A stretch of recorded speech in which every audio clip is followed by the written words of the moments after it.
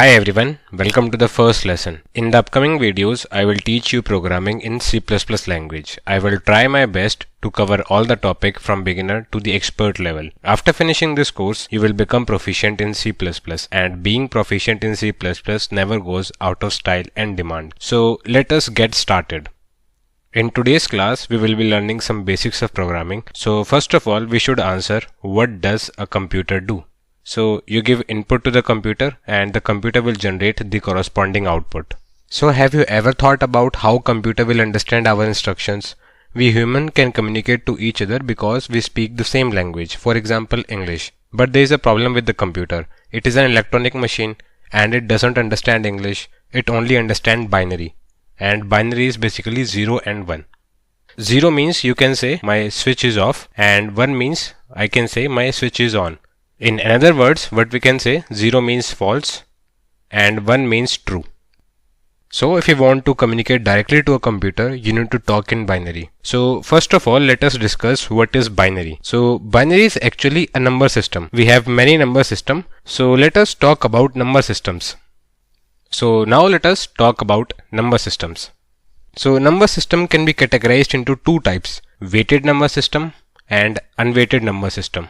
So the examples of weighted number system are basically the decimal number system, binary number system, octal number system and hexadecimal number system. There can be many more.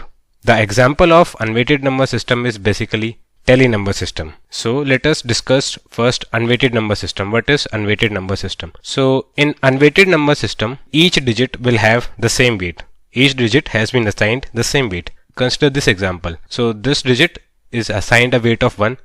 This digit has also a weight of 1 and this is also has been assigned a weight of 1. Now let us talk about weighted number system. So in weighted number system, each digit has been assigned some weight and weights will be different for different number system. So let us talk about decimal number system. We use decimal number system in our day-to-day life. In this decimal number system, 235 is not equals to 325. They are different. Although digits are same. We have 2, then we have 3, then we have 5. Similarly, we have 2, 3 and 5. The digits are same but the values are different. The weights are different. Here digit 5 has a weight of 1, digit 3 has a weight of 10 and digit 2 basically has a weight of 100. And here digit 5 has a weight of 1, digit 2 has a weight of 10 and digit 3 basically has a weight of 100. So basically if you will do like this, what we will do, digit multiply by its corresponding weight and we will add. Similarly, we will multiply digit with its corresponding weight. So 3 will be multiplied by 100, 3 times 100, then 2 times 10 and 5 times 1. And these two values are different.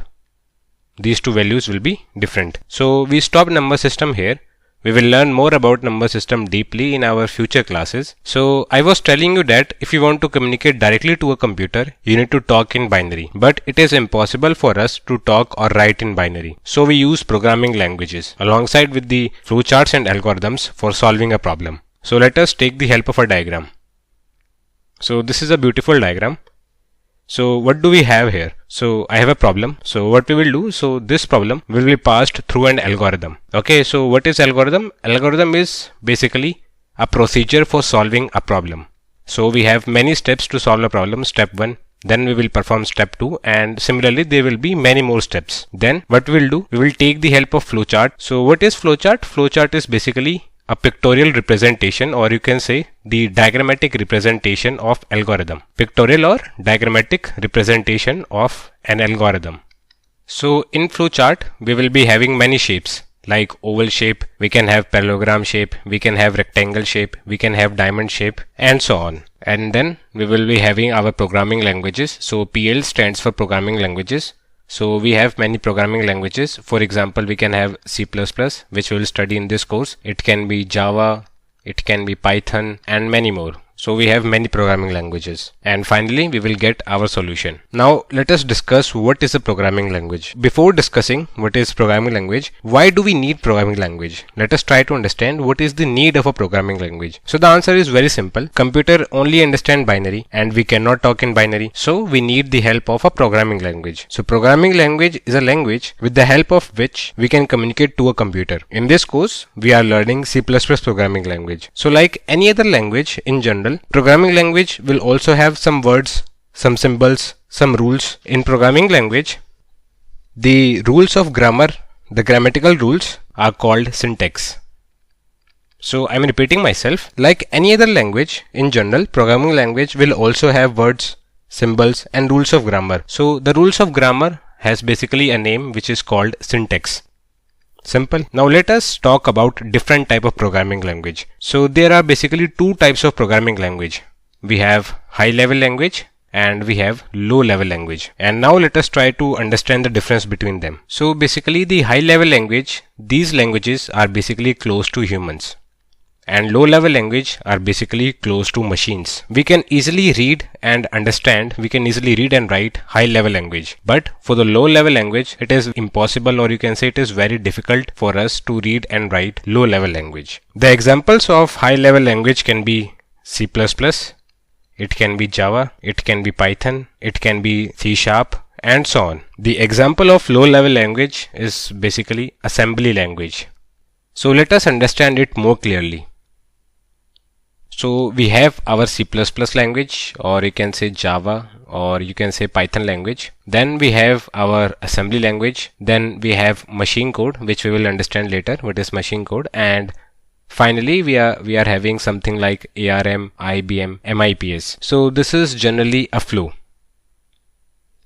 So now let us talk about how the high level instructions will be executed. We have high level instructions, or what we can say human instructions. So these human instructions will pass through a magical box, and this magical box will contain two things, compiler and linker. So this magical box is containing two things, compiler and linker, and finally our output will basically be a machine code. So machine code is basically 0 ones, 0 1 0 1 0 1 1 and so on. So machine code is basically zeros and ones. Now let us try to understand what is a compiler and what is a linker. So the purpose of compiler is basically it will read, it will analyze, it will translate our code. We will write the code in C++ language in this course. So it will read, analyze and translate our code to an object file. .o will be the extension. And what is the purpose of linker? So linker, what will do? It will combine one or more object file which is generated by the compiler along with some other files, along with some library files to make an executable file. .exe will be the extension. So let us take the help of a diagram to understand it better. So we have this beautiful diagram with us. Now what do we have here? So we have source code. So we can have many source codes. So this source code, what it will do? So it will pass through a compiler. So I have compiler here. Similarly, I have compiler here, and similarly we have compiler here. So this source code will pass through a compiler, and the output will basically be an object code. So this will be the output, object code. .o is our extension, .o, and similarly .o. Then here we will be having our library file. So we have library file, or you can say library code. There is no need to worry if you do not know library code. We will see all these things in detail in our future lessons. Now what is the purpose of linker? So here is our linker present. So what linker will do? So linker will combine one or more object code along with the library file to make an executable file. .exe will be the extension. So let me demonstrate you with the help of an example to understand it better. Just focus on my screen. So I have this file here, demo.cpp. CPP means C++ file. Now let us open this file. I have written some code here. There is no need for you to understand what is the meaning of this code. Now this button is basically compiler button. Now let us build and run our program. So hello world is the output for this program. Now let us close our output, and now let us see our desktop screen again. So see, these two files, demo.o and demo.exe. So these two files were not present earlier, but they are present now. So what is the meaning of these two files? So basically this .o file, this file is basically generated by the compiler. And what is the purpose of linker? So linker will combine this object code with some library code to make this .exe file. Now let us come back to our class. Now let us discuss the last topic for today's class. And the last topic is basically variables. Now let us try to understand what is the meaning of a variables. So variables are basically simply cells in a memory where you will store your information or your data. So let us consider this example. So I have written here int p1, p2. So p1 and p2 are the two variables. So let's say the name of this cell is basically p1 and the name of this cell in the memory, let's say its name is basically p2. So p1 and p2 are variables because they are cells in a memory. For example, if I write p1 equals 100, then what will happen? So I will store 100 in memory location p1. And what will happen if I do p2 equals p1? So the meaning of this line is very simple. Copy the content of p1 into p2. So what will happen? p2 will also store 100 just like p1. So basically p1 and p2, they are variables. Why they are variables? Because they are cells in the memory. Okay, so now let us discuss what is the meaning of int here.